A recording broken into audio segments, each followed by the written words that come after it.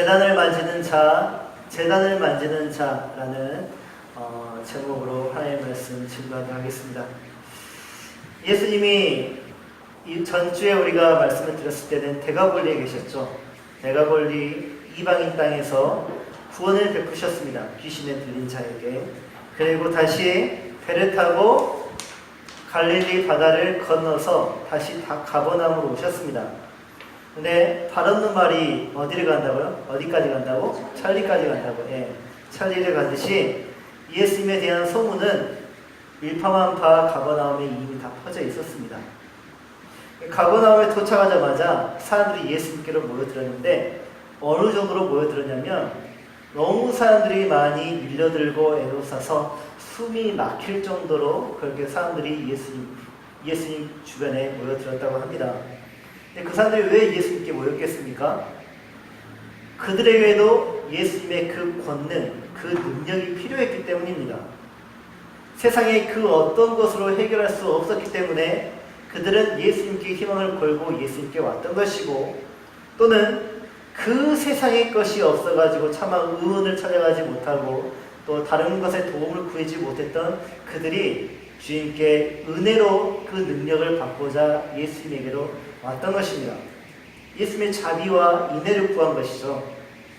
이때 회당장, 지금으로 말하는 목사입니다. 회당장 중에 하나였던 이 야이로의 이름의 뜻은 그가 깨우치신다, 빛나게 하신다라는 히브리어 야이르를 헬라어로 음역한 것입니다. 그 야이로가 예수님께 와가지고 엎드려 절을 하면서 간곡히 부탁했던 말이, 내 어린 딸이 곧 죽게 되었사오니 오셔서 그이의 손을 얹으사 내 딸이 구원을 받게 하여 주시옵소서 라고 간곡히 부탁했다는 것이죠. 그래서 예수님이 그의 청을 들어주시고자 그의 딸이 있는 곳으로 향하십니다. 그렇게 향하시고자 하는데 야이로가 안내를 하지만 딸이 곧 죽게 되었다고 하는데 예수님의 걸음걸이가 너무 느려요. 왜 느립니까? 예수님을 둘러싼 사람이 너무나 많았기 때문에. 그래서 속도가 점점 떨어져요. 딸이 다 죽어가고 있는데 야이로는 그 마음에 속이 탑니다. 속이 타는 것뿐만 아니라 그 에어싸고 있는 사람들이 얼마나 미운지 모릅니다. 남의 속도 모르는 저 나쁜 사람들. 딸이 죽게 되었다고 하는데. 그런데 이 이야기는 예수님이 야이로의 딸을 만나서 살려주신 것으로 그 이야기가 바로 이어지지 않아요. 왜냐하면 한 사람이 그 예수님의 능력을 받아야 할 그 순서를 바꿔버렸기 때문입니다. 좋지 않은 말로 하면 누가 새치기를 해버렸어요. 그 새치기라는 사람이 누구인가? 바로 12년 동안 혈루증에 걸렸던 여인입니다. 이에 대해서, 새치기를 한 여인에 대해서 야이로는 화를 낼 만하고 분노를 낼 만하고 뿐만 아니라 예수님께 얼른 그 일을 제쳐놓고 빨리 갑시다 라고 재촉을 할 수도 있고 따질 만한 일입니다. 그리고 그 무례한 행동에 대해서 예수님도 지금 네 순서가 아니니 한 급한 딸이 죽게 되었으니, 딸이 곧 죽게 됐으니 내가 얼른 거기를 가야 한다 하고 그 사람을 책망을 하고 얼른 길을 떠나셔야만 했는데, 예수님은 오히려 그 사람을 믿음이 있다고 칭찬하시고 또 그 믿음이 너를 구원하였다라고 또 칭찬까지 하십니다. 예수님이 오히려 그 가득 일을 지체하고 마세요. 야이로의 순서를 새치게 한 사람, 아까 말했듯이 12년 동안 혈루증에 걸린 여인이라고 했습니다. 12년. 이 12년이라는 그 혈루증의 횟수를 보면 그녀의 병세는 급성입니까? 아니면 만성입니까? 만성이죠. 치료하는데 급한 병입니까? 아니면 시간이 조금 걸려도 됩니까? 시간이 걸려도 됩니다. 이와 대조적으로 야이로의 딸의 병세는 급성이죠. 그럼 누구를 먼저 치료해야 되겠습니까? 상식적으로 야이로의 딸입니다. 빨리 앰뷸런스를 타고 예수님께로 와야 되는 상황입니다. 그런데 이 여인은 연치도 없이 그걸 다 알면서도 새치기를 했습니다. 혈루증은 어떤 병입니까? 피가 멈추지 않는 병입니다. 피가 멈추지 않는 병. 다르게 말하면 모든 통증을 다 느끼는 병입니다. 월경 또는 출산을 하는 여인에게 있어서 이 혈루증은 생명에 지장을 주는, 생명에 치명적인 그런 병이죠. 게다가 율법에 의하면요, 혈루증은 유출병에 해당이 됩니다. 유출병, 피를 흘리는 병이죠. 유출병에 해당이 되는데, 율법에 의하면 피를 흘리면 그 사람은 부정한 사람으로 간주가 되고, 부정한 사람으로 간주가 되면 7일 동안 정화하는 그런 과정, 시간이 필요합니다. 다리 말하면 7일 동안 부정한 기간이에요. 그래서 사람들과 함께 동거나 함께 살지 못하고 격리가 되었습니다. 격리. 사회로부터 격리가 되었습니다. 이것에 대해서 우리는 부정적인 시각을 가지면 안 돼요. 어떻게 사람이 병에 걸렸다고 격리를 시켜? 라고 생각을 할 수가 있는데, 그렇다면 여자는 한 달에 매달 7일씩, 일주일씩 그렇게 사회로부터 격리를 받아야 되는 거야? 하면서 그 차별에 대해서 분노할 수 있겠는데, 달리 생각해야 됩니다. 지금 여성들은 매달 피를 흘리게 되어 있습니다. 신체적인 그런 조건에 의해서, 생리 조건에 의해서. 그러다 보면 몸의 회복 시간이 필요해요. 하나님은 그 몸의 회복 시간을 7일이라는 시간을 주셨던 거예요. 엄청난 사회복지죠. 이 나라는 며칠을 주니까? 하루를 주는데 이 하루도 안 주려고 합니다. 근데 하나님은 우리 인간의 몸을 설계하신 분이시죠. 하나님이 뭐라고 말씀하고 계십니까? 여성이 피를 흘리면 몸이 회복되는 기간이 7일이다. 그 7일을 보장해 주어야 된다 하면서 하나님이 법으로 만들어 놓으셨는데 사람은 그것을 망가뜨려 놓았습니다. 하나님의 배려 보이십니까? 하나님의 사랑이 보이죠.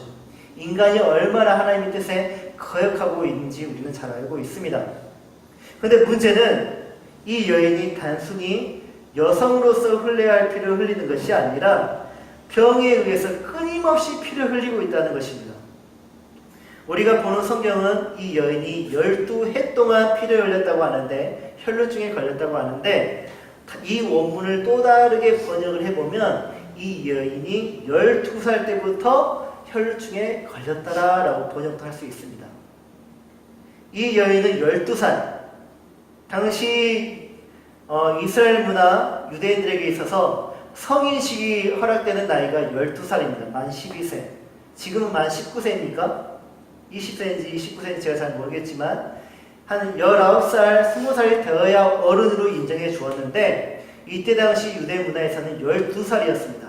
예수님도 12살에 성인식을 했죠.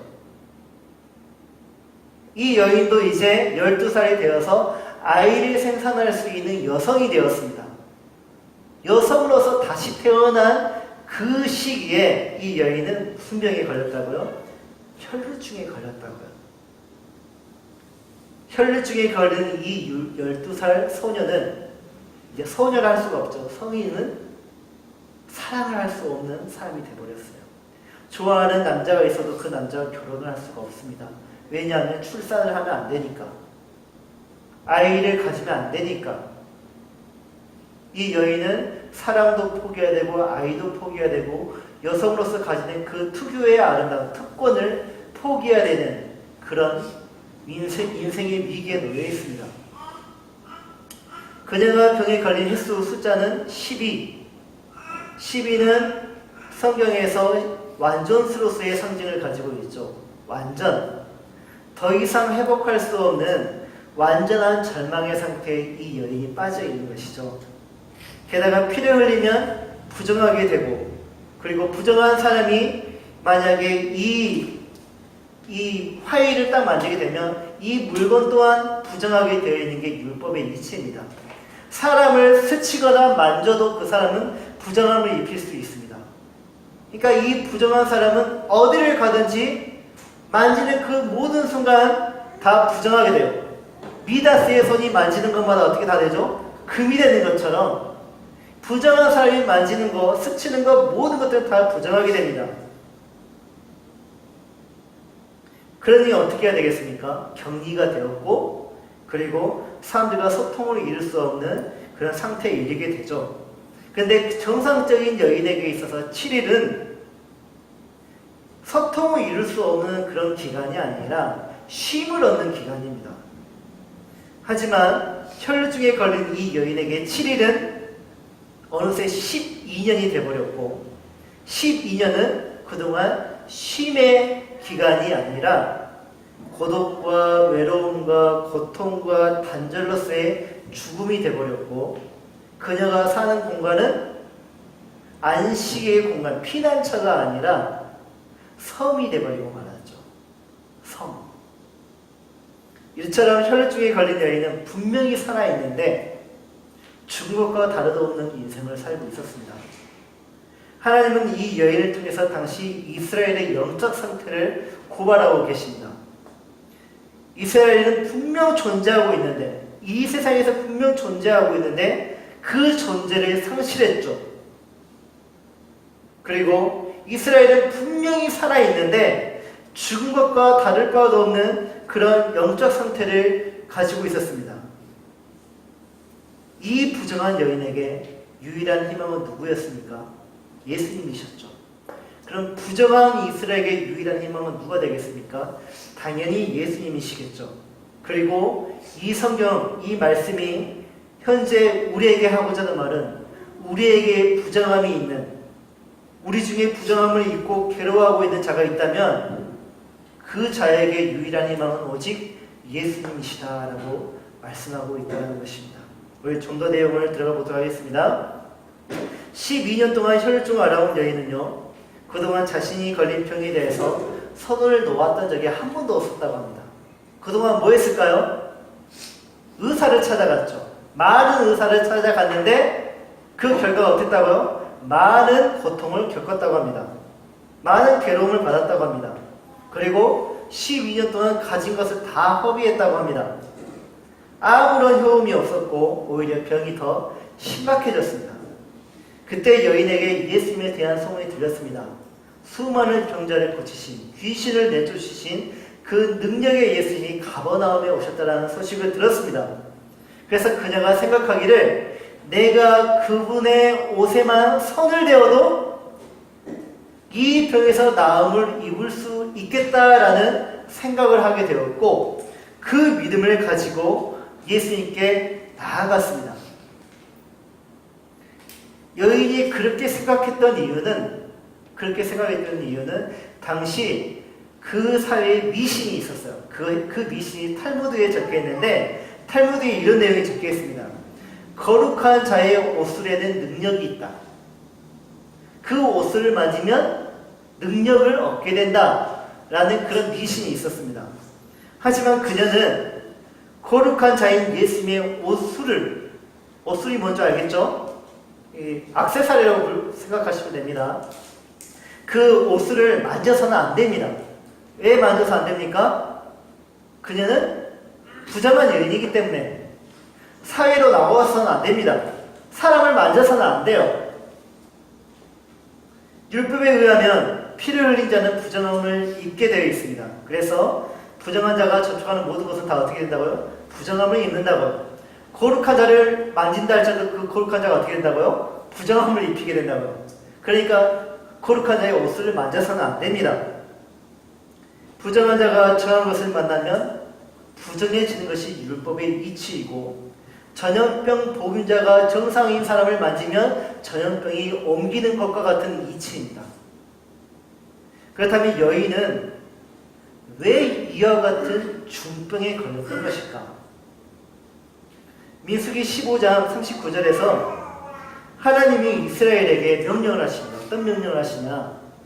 옷 끝에 그 귀에 술을 달아서, 먹는 술 아닙니다. 술입니다. 술을 다 만들고 그 술에다 하나님의 모든 계명을 새겨서 기억할 것을 명령하십니다. 이 옷술을 히브리어로 찌치트라고 합니다. 찌치트. 히브리어는 우리 한글과 달리 알파벳에 고유 숫자가 있어요. 예를 들어서 기억은 1, 니은은 2, 그와 같이 각 알파벳마다 고유 숫자가 있습니다. 그래서 찌찌트의 그 알파벳을 그 고유 숫자를 다 더하면 613이라는 숫자가 나와요. 613은 모세 율법의 조항수와 같습니다. 율법이 63개잖아요. 그래서 율법 13개의 율법을 찌찌트에 다 새겼다라는 것이에요. 그리고 그것을 옷 땅 귀에 달아서 그들은 하나님의 계명을 지키려고 노력했습니다. 하나님의 명령이니까. 그러면 그런 열정이 있습니다. 이스라엘은. 모든 유대인들은 하나님의 율법이 새겨진 찌찌트를 달아가지고 하나님의 명령을 기억하고 지키려고 노력했습니다. 그럼 어떤 결과가 나야 되겠습니까? 복을 받아야겠죠.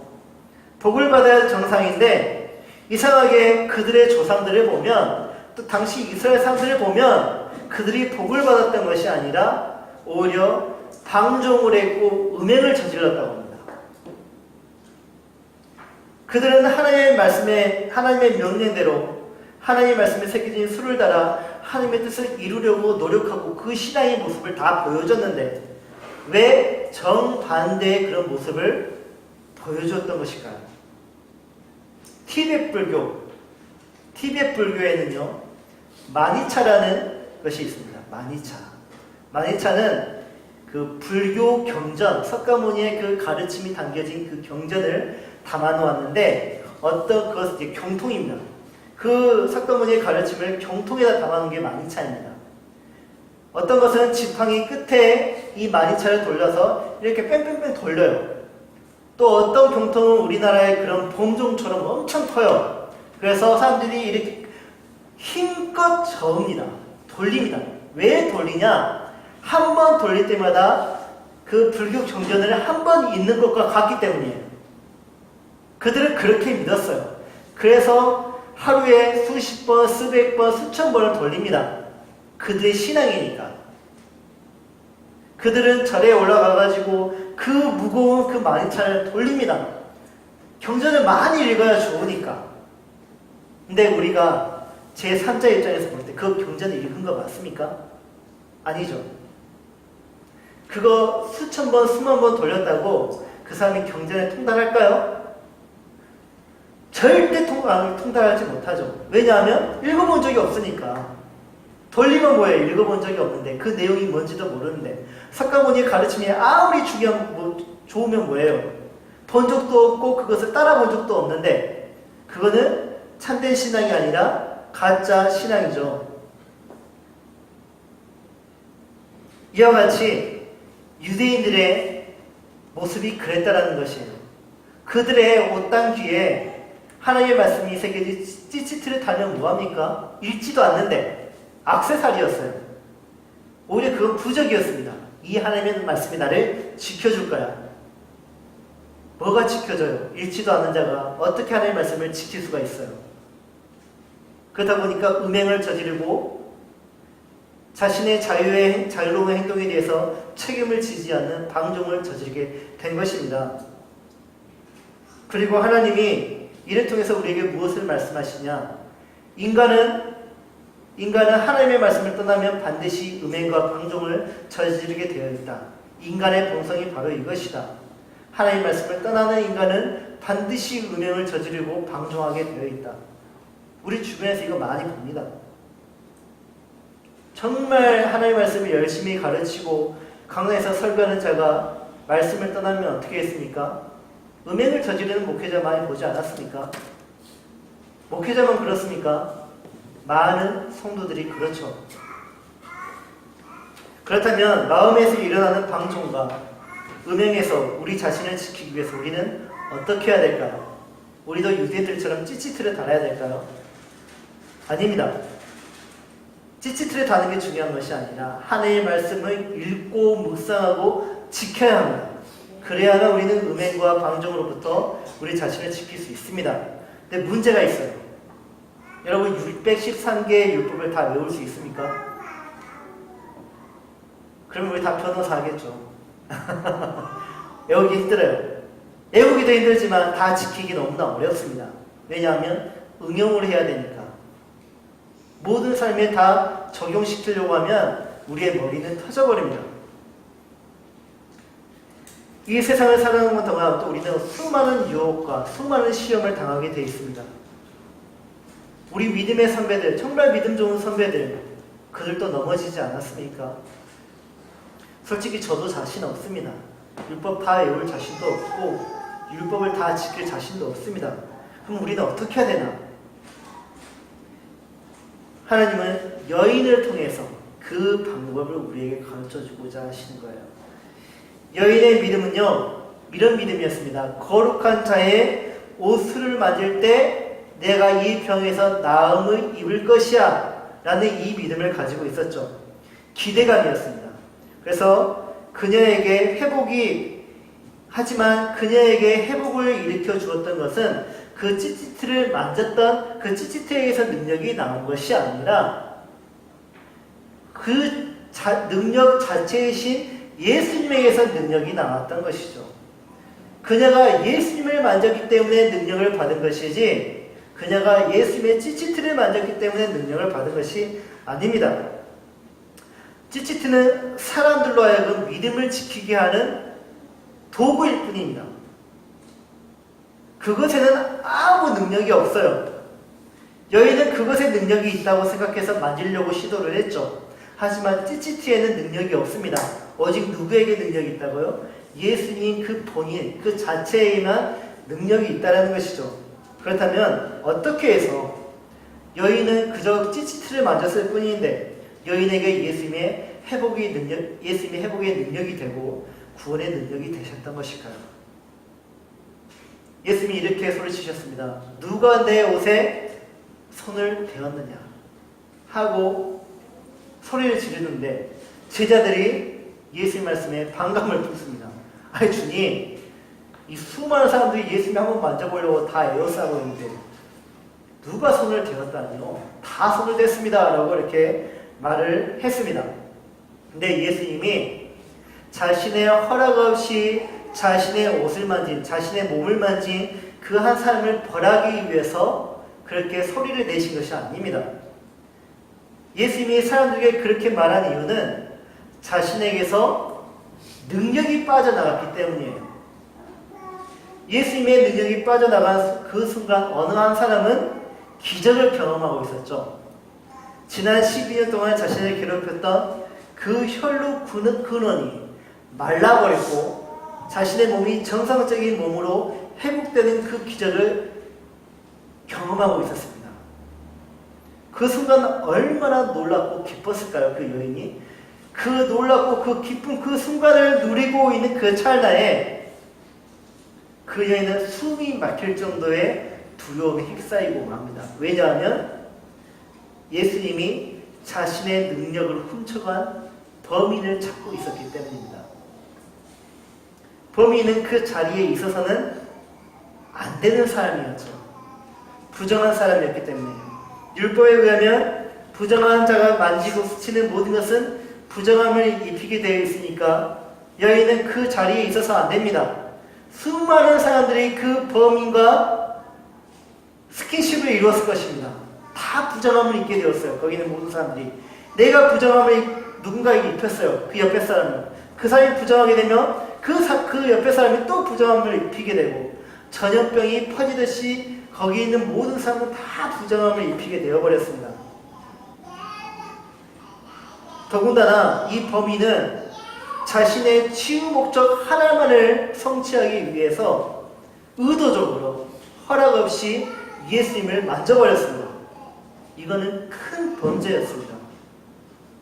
어느 정도의 범죄였냐? 그 자리에서 돌을 던져서 죽여야 하는 그런 큰 범죄였습니다. 범인은 잠시 병에서 나와서 큰 기쁨을 얻었지만 그 기쁨은 온데간데 없이 사라져버렸고 이제 죽을 위기에 처해 있는 것이죠. 병이 나오면 뭐합니까? 이제 돌에 맞아 죽어야 되는데. 근데 이상합니다.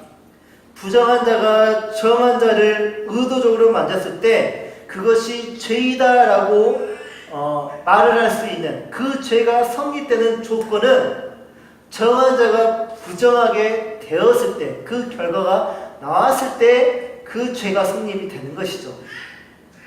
이 여인이 예수님을 만졌을 때 예수님이 부정함을 입게 되었다면 이 여인은 죄가 성립되는 것입니다. 근데 이상하게도 그 반대의 경우가 생겨난 거예요. 부정한 자가 예수님을 만졌는데 예수님이 부정함을 입혀진 게 아니라 이 여인, 부정한 여인이 정하게 된 것입니다. 거룩하게 되어버린 것입니다. 어떻게 이런 일이 가능해질 수 있었던 것일까? 어떻게?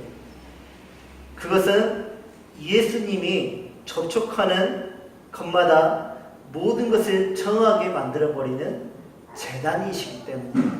출애굽기 29장 37절 너는 이레 동안 제단을 위하여 속죄하여 거룩하게 하라. 그리하면 지극히 거룩한 제단이 되리니 제단에 접촉하는 모든 것이 거룩하리라.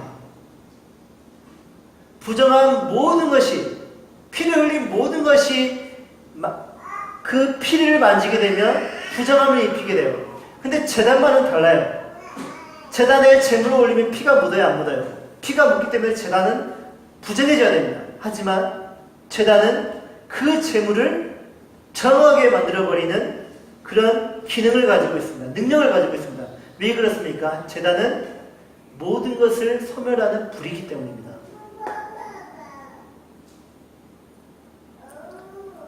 그래서 그 제단이신 예수님을 부정한 여인이 만졌지만, 부정한 여인이 접촉을 했지만 그 접촉은 제단이신 예수님이 부정해지는 그 순간이 되는 것이 아니라 그 접촉한 여인이 정하게 되어버리는 기적을 경험하게 된 것이죠. 예수님의 자신을 접촉한 자의 부정이 소멸되었다는 것을 느끼셨습니다. 이상한 것은 다른 자들의 접촉에는 아무런 일이 일어나지 않았다는 것이에요. 다른 사람도 예수님을 만졌어요. 제단이신 예수님을 만졌지만 아무 일도 일어나지 않았어요. 근데 오직 한 사람만 어떤 특별한 일이 일어났다는 것이에요. 왜 그럴까요? 다른 사람들은 예수님을 만질 때 한번 이 유명한 사람을 만져보자. 한번 정말 놀라운 사람 한번 만져보자. 그 팬들이 연예인들을 한번 만져보고자 하듯이 그런 만짐이었어요. 하지만 이 여인은 믿음으로 예수님을 만졌다는 것입니다. 믿음으로 예수님을 접촉했기 때문입니다. 하지만 이 여인은 예수님이 거룩한 제단이라는 것을 몰랐어요. 알고 만진 것이 아니에요. 이 여인은 예수님을 왜 만졌습니까? 거룩한 자의 찌찌트의 능력에 대한 믿음만을 가지고 있었어요. 내가 그것을 만지면 내가 나음을 입을 거라는 생각만을, 그 믿음을 가지고 있던 것이지 내가 제단을 만졌을 때 정함을 입게 될 것이야 라는 그런 믿음은 없었어요. 다시 말해서 여인은 잘못된 믿음을 가지고 있었어요. 잘못된 믿음. 그래서 예수님이 이 여인을 급히 찾았던 거예요. 왜 급히 찾았냐면 그 잘못된 믿음의 오해를 풀어주시기 위해서, 그 잘못된 믿음을 바로 잡아주시기 위해서 예수님은 그를 급히 찾으셨습니다. 그래서 이렇게 말씀하셨죠. 딸아, 내 믿음이 너를 구원하였으니 평안히 가라. 네 병에서 놓여 건강할지어다. 그녀가 병에 나은 것은 찌찌트를 만졌기 때문이라고 예수님이 말씀하십니까? 아닙니다. 그녀가 나음을 입은 것은 믿음 때문이라는 것입니다. 예수님은 이 말씀을 해주심으로 그녀가 가지고 있던 잘못된 믿음을 바로잡아 주셨습니다. 솔직히 말해서 그녀의 믿음은 온전한 믿음이 아닙니다. 그러나 예수님은 그 믿음 또한 칭찬하십니다. 잘못된 믿음이었는데 그 믿음 또한 칭찬하십니다. 왜냐하면 이 여인은 적어도 예수님을 거룩한 자라고 믿었기 때문입니다. 오직 이 예수님만이 거룩한 자라고 믿었기 때문입니다.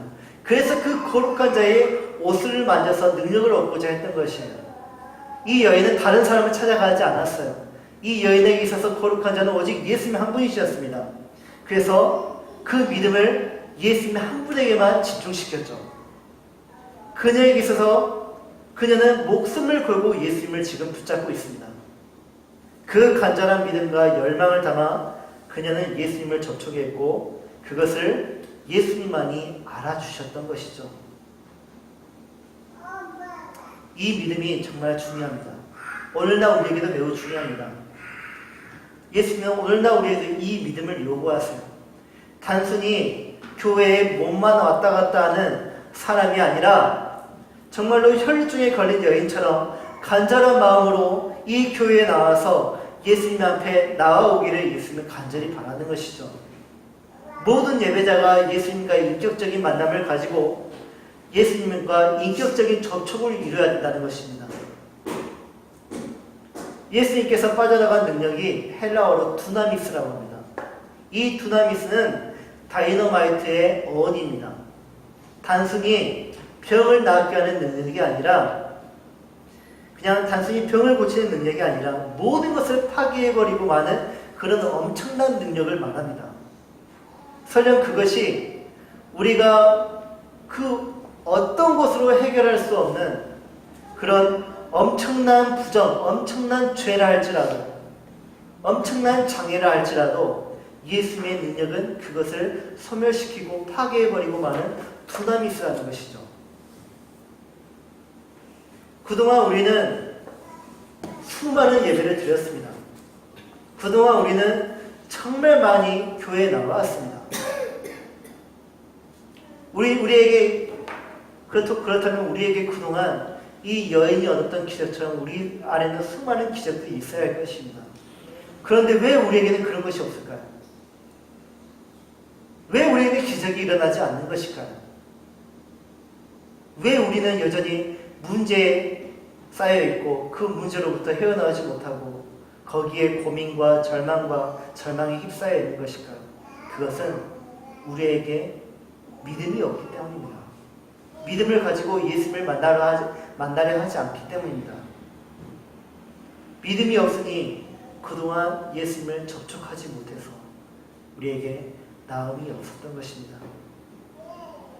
지금 우리에게 필요한 믿음은 바로 이것입니다. 내가 그의 옷에 손을 대어도 구원을 얻으리라.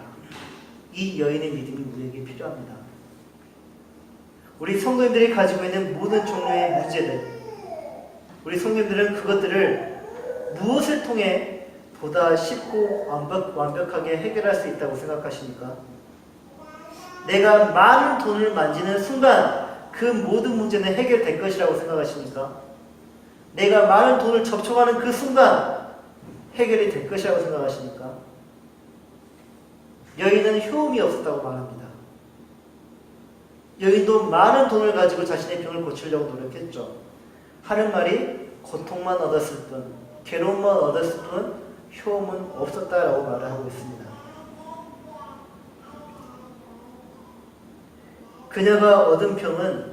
그녀가 병을 얻은 것은 돈의 부족함이 있었습니까? 돈이 없었기 때문에 혈류증에 걸렸나요? 아닙니다. 그녀가 병에 걸렸던 것은 그녀의 마음에 방종과 음란함이 있었기 때문입니다. 여러분이 가지고 있는 모든 문제, 돈의 부족함이 있습니까?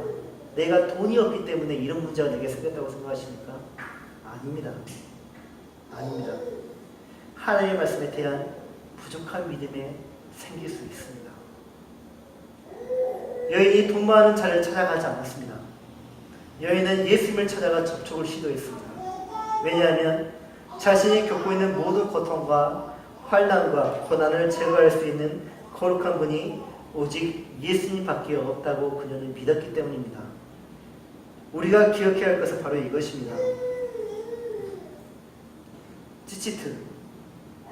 우리에게 있는 찌찌트는 아무런 능력이 되지 못합니다. 우리가 소유하고 있는 성경책 가지고 있으면 뭐합니까? 읽지 않으면 그 성경에 있는 말씀을 믿지 않으면 능력이 없습니다. 집안에 있는 걸려있는 성부, 그 성부가 귀신을 내쫓아줄 것 같습니까? 귀신으로부터 보호를 해줍니까? 그냥 벽에 걸려있는 액자에 불과합니다. 그 액자 안에 있는 말씀을 믿을 때 능력이 있는 것입니다. 여러분이 가지고 있는 십자가 액세서리, 모든 예배의 행위, 그 모든 것들에는 능력이 없습니다. 능력은 오직 예수님이십니다. 예수님을 만지는 자가 그 다이너마이트 같은 능력을 얻게 되어 있습니다. 모든 죄를 파괴하고 모든 부정함을 깨뜨려버리는 예수님이 우리가 만져야 할 다이너마이트, 두나미스 능력입니다. 성경 많이 읽었다고 능력 얻는 거 아닙니다. 성경을 읽으면서 예수님을 만지는 자가 능력을 얻습니다. 기도 많이 한 자가 능력 얻는 거 아닙니다. 기도하면서 예수님을 인격적으로 접촉하는 자가 능력을 얻습니다. 찬양 잘하는 자가 능력 있는 거 아닙니다. 찬양하면서 예수님을 끊임없이 만지는 자가 능력을 얻는 것입니다. 능력 있는 그리스도인들의 공통점이 무엇인지 아십니까? 믿음으로 예수님을 만나는 자, 만지는 자. 그래서 모든 죄의 사함을 받고 정결함을 얻은 자가 능력이 있는 그리스도인이 되더라는 것입니다.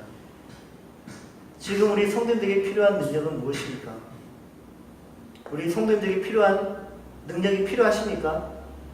그렇다면 모든 죄를 소멸하시는 제단 되시는 예수님을 접촉하십시오. 그 제단을 만지는 자 능력을 얻습니다. 나음을 입고 구원을 얻게 되겠습니다. 지금 우리 성도님들에게 필요한 것은 달콤한 상상을 주는, 내가 이것을 만졌을 때 정말 내가 달콤함을 얻게 될 것이야 라는 그것이 아니라, 그것을 만지는 것이 아니라 오직 능력 되시는, 제단 되시는 예수님을 만져야 하는 것입니다. 지금 필요한 것은 예수님이심을 알고 혈중에 걸린 여인처럼 믿음으로 예수님을 만나시고 접촉하시기 바랍니다. 네, 우리 말씀에 의지하여서 기도하겠습니다.